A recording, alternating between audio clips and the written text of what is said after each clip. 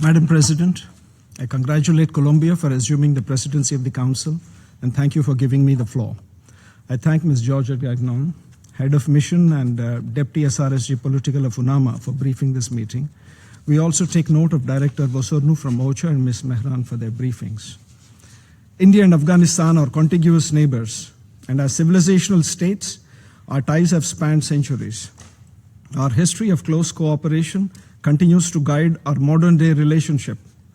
The proud people of Afghanistan have endured a lot in this century, and the Government of India will continue to stand in favor of peace and stability so as to foster development and stability in this nation.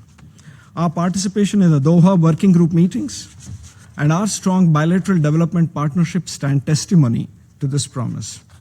Madam President, India's capacity building and humanitarian assistance initiatives for the Afghan people can be seen in all 34 provinces and in more than 500 development partnership projects. We are focusing on healthcare, public infrastructure, and capacity building. We are intensifying our cooperation with UN agencies, as well as others such as Afghanistan Red Cross Society, in priority areas of the Afghan people. The visits to India of Afghan ministers last year have ensured necessary planning and coordination so that our support reaches the intended beneficiaries. Generations of Afghans, having suffered years of active hostility, are now suffering neglect of the international community. In April 2026, India delivered 3 tons of specialized flood relief supplies to support communities affected by recent floods. The consignment included kitchen sets, dignity and hygiene kits, plastic sheets, tarpaulin, sleeping bags, and more. In its commitment to strengthen Afghanistan's child immunization program, India has recently delivered 33 tons of BCG and tetanus and diphtheria vaccines and related dry materials to Kabul. It gives us great satisfaction to report that now Afghan children suffering from acute congenital heart diseases are being treated in India. Establishment of maternity clinics in rural areas in Paktika, Khost, and Paktia, upgradation of the Indira Gandhi Institute of Child Health, and construction of oncology and trauma centers in Kabul also underlines our commitment to Afghan women and children. We thank our partner agencies, including UNICEF and Afghan Red Cross Society in this regard.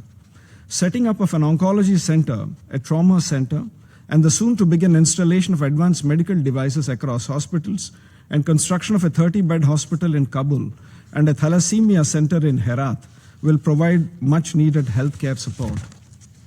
Since August 2021, my country has supplied more than 50,000 tons of wheat, 420 tons of medicines and vaccines, including anti-cancer medicines, and medicines for vector diseases, as well as 40,000 liters of pesticides.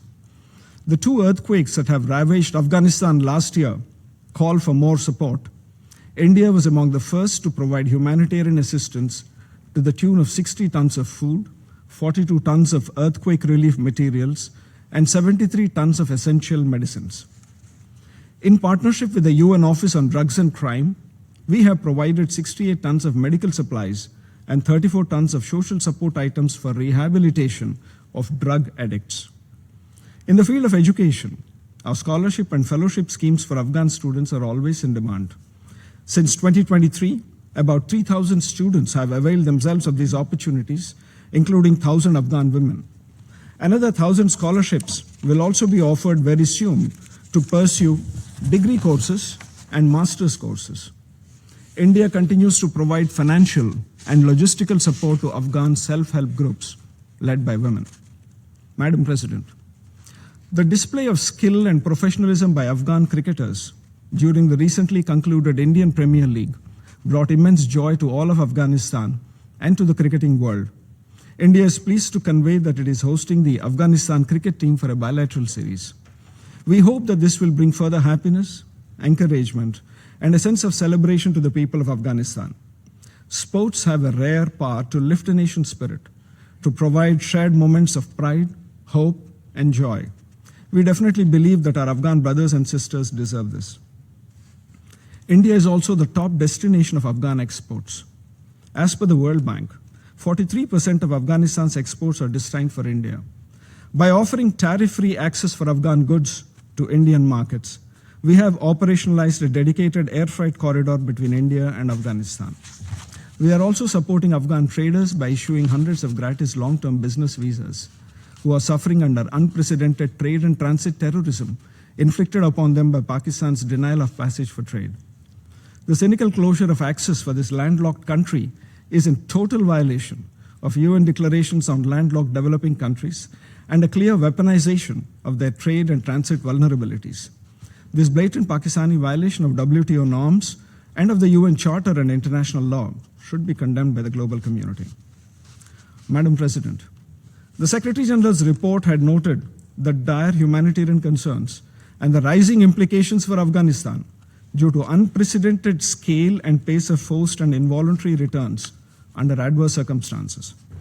This needs the world's attention and necessitates more efforts towards addressing food security, healthcare, water security, and other shelter challenges. The returnees need to be provided housing, basic services, and livelihoods. The Afghan economy is suffering from the additional burden of returnees. To this end, my country is working with UN agencies and of the Afghan authorities to make provisions for housing, food, and other essential items to ease the immense pain that has been inflicted on the Afghan people and support their reintegration. We also reiterate the Secretary General's call on member states to uphold their international obligations in relation to protection and ensure that returns are voluntary, safe, dignified, and accompanied by sustained support for reintegration of returnees into communities. India would like to emphasize the importance of UNAMA and its mandate and underline our full support to UNAMA in these challenging times as it endeavors to promote peace and stability in Afghanistan. Pakistan, in its statement earlier today, questioned the intent of UNAMA and the veracity of UNSC's report. We would like to stress that support for multilateralism and the United Nations is not an a la carte menu. Pakistan's campaign of military airstrikes against Afghanistan is causing huge civilian casualties and sufferings to the Afghan people. We reiterate Secretary General's deep concern at civilian casualties caused by airstrikes, cross-border firing, and targeted killings as detailed in UNAMA reports.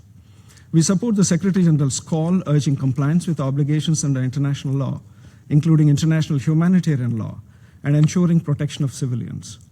We also support UNAMA's earlier calls for investigation to ensure accountability, prevent recurrence, and uphold victims' rights. Such unconscionable acts of violence are a blatant assault on Afghanistan's sovereignty and a threat to the region's peace and stability. India strongly condemns the airstrikes on Afghan territory, which are flagrant violations of international law and the UN Charter and the principle of state sovereignty. According to UNAMA, 372 civilians have been killed and 397 injured just in the first 3 months of this year. A large majority of them during the holy month of Ramadan, a time of peace, mercy, and reflection, which makes the act all the more reprehensible. We reiterate UNAMA's call for compliance with obligations under international humanitarian law, including the principles of precaution, distinction, and proportionality to protect civilians from harm. No faith, no law, and no morality can justify these actions. Let me reiterate, dressing up a massacre as a military operation does not absolve the perpetrator. Killing, maiming, and orphaning civilians is not counter-terrorism. Espousing high principles of international law and Islamic solidarity while mercilessly carrying out airstrikes during the holy month of Ramadan is a perfect example of hypocrisy. Blaming neighbors for its own failures is an old Pakistani habit. This attempt to hoodwink the world will fail. Coming up with official notifications directing Pakistan's government agencies to start referring to groups inside its own borders as Fitna al-Hindustan is nothing but officially sponsored misinformation and disinformation dressed in religious terminology. This is an outcome of an organized factory of hate coming from the deep state of Pakistan, which aims to keep their citizens in a state of permanent hostility with India in order to perpetuate their stay in power and control of national resources and detract them from core political and economic problems. The de facto coup by the military through the 27th Constitutional Amendment is only its most recent manifestation. India stands steadfast in rejecting terrorism in all its forms and manifestations. Only coordinated efforts of the international community can ensure that ISIL and Al-Qaeda and their affiliates, including the Lashkar-e-Taiba, and the Jaish-e-Mohammed and proxies of the LET such as the Resistant Front, along with those who facilitate their operations, no longer indulge in cross-border terrorism. We call on the international community to work together towards this noble goal. Madam President, we lend our voice again in re-emphasizing the importance of incentivizing positive actions. The political reality of Afghanistan has changed in the last 5 years, and the current UN sanctions regime must take that into account. The UN and the international community need policy instruments that aim to benefit the people of Afghanistan and nudge policy in the right direction, rather than only wielding tools of punishment that are yielding diminishing returns. The international community must engage with all stakeholders across all formats. I thank you, Madam President.